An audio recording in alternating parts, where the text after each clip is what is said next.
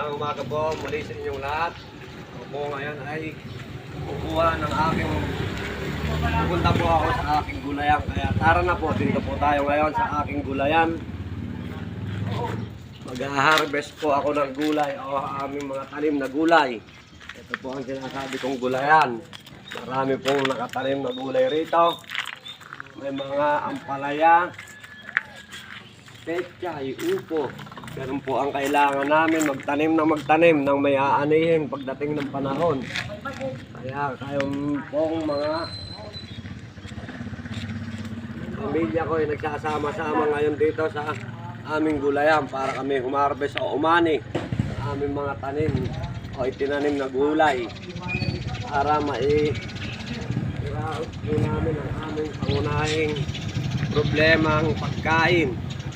Higit sa lahat, pambaon ng eskwela, bagamat wala ng pasok ngayon, kaya makakaraos ang aming pang-eskwelang pambaon, maidadagdag namin para sa aming pambiling pagkain, ulam, bigas.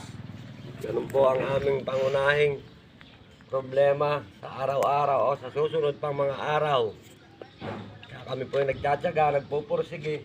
Nandito po kami sa aming gulayan.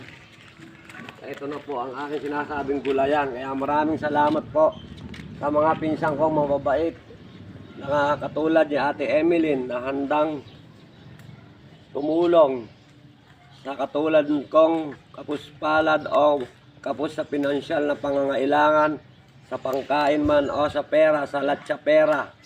Kaya andito kami ngayon sa kanyang lote. Kaya maraming salamat talaga sa pamilya Dolit, pamilya Alvarez, pamilya Santos. Maraming salamat po sa inyong mga pinsang ko. At lalong-lalo na sa aking mga pamangkin na mga matyagang sumusuporta o tumutulong sa akin pinansyal man o payong pinansyal. Kaya salamat sa inyong lahat. Hindi ko na kayo iisa-isahin. Isang magandang umaga po. At mabuhay muli ang ating pinakapipitaga ng barangay captain na si Sir Denden Sioson. Maraming salamat po, Sir. Talagang tunay kayong ama. Handa niyong ibigay ang inyong tulong para sa nasasakupan mong mga kabarangay o sa iyong mga